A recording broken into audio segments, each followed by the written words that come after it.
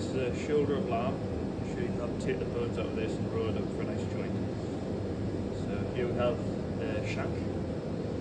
And to take this bone out, I'm just going to look for this little line that runs straight down across it. So we'll just run the knife through in that, and then take it to the end of the block. Just use a little bit of leverage, push that down.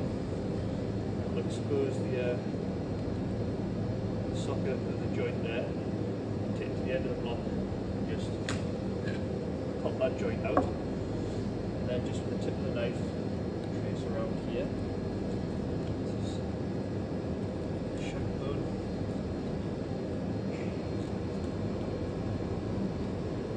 Right to the end. We can just cut around this.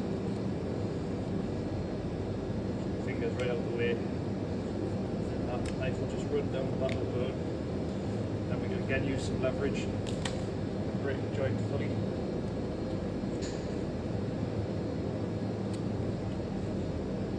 Just scoop that out.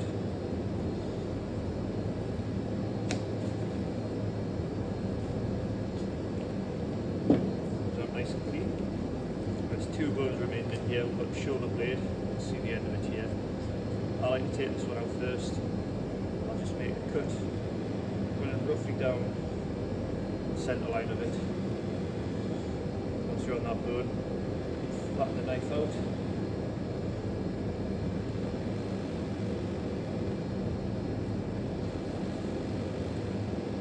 Just expose it.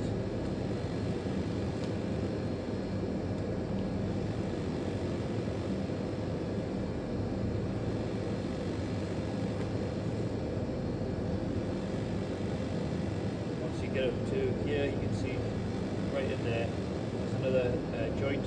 Just with the tip of the knife you can break that joint. And again with the tip of the knife, just trace around the outside of the bone, both sides. So that. Again, you can use a little bit of leverage here.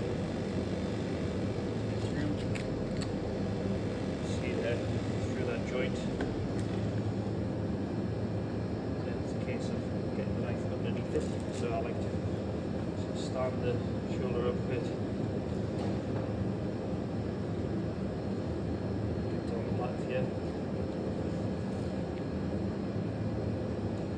Just expose that.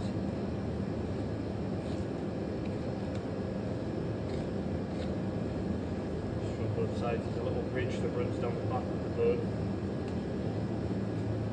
Once you've got it released all the way around, fingers in, use your thumb here, just pry it out, nice and clean. Got one bone remaining, you can see where it runs from here to here. Right, start on the shank end. Just work, I'm just going to tunnel through the meat.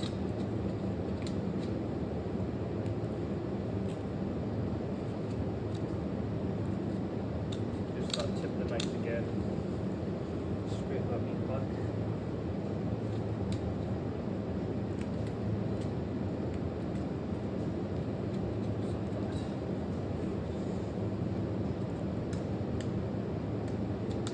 See, that's released all the way around. Just do the same again on the other side. Just sort of angle your knife into the bone.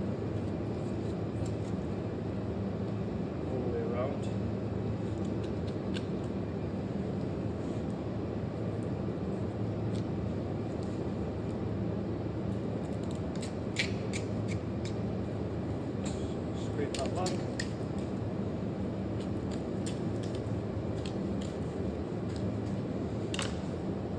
Nice and clean.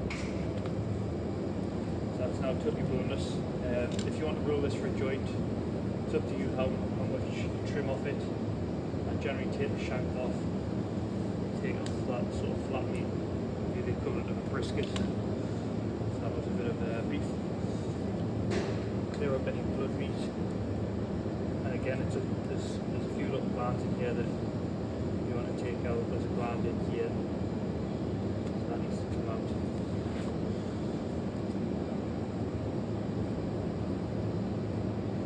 It's up to you how much fat you want to leave in.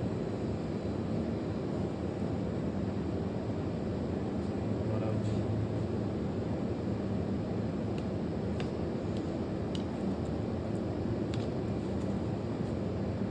Some heavy fat there.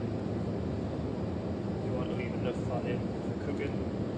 This is for retail, so sort of dictated by what the punter wants to pay for.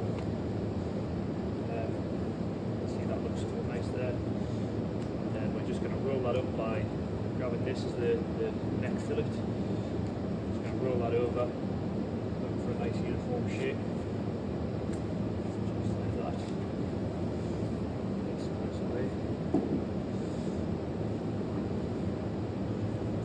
Again, if you were doing this for your personal use, no reason you couldn't trim off some of this outer fat here, roll the shank in. I'm going to slow roast this, so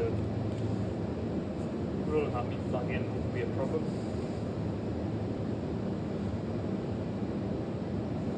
Just going to take some butcher's twine, get this on under it.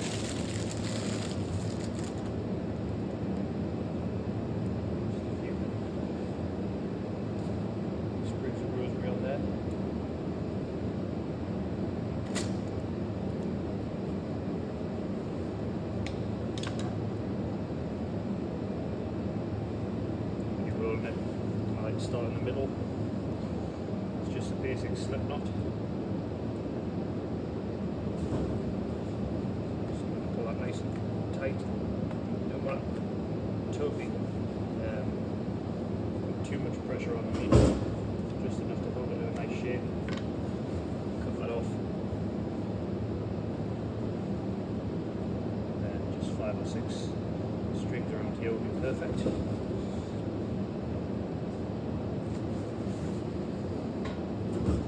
Sort of thing. How can you evenly tie this up, put even pressure all the way through?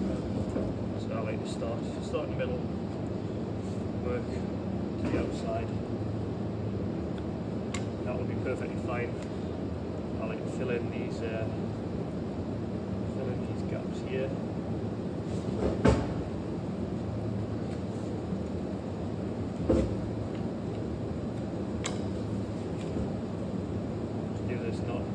Under, take these 2 fingers, you're going to make a loop, pull the string back through that loop, and then just tie a knot on the end so that the slip knot doesn't slide straight off.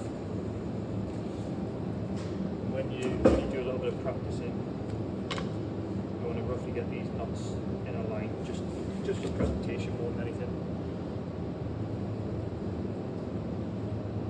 So through the loop, tie it off at the end. Tension on the downward pull. Then I like to just square it off, just for presentation. Obviously all of these trimmings will be used. That's how you bun and roll, shoulder or lamb.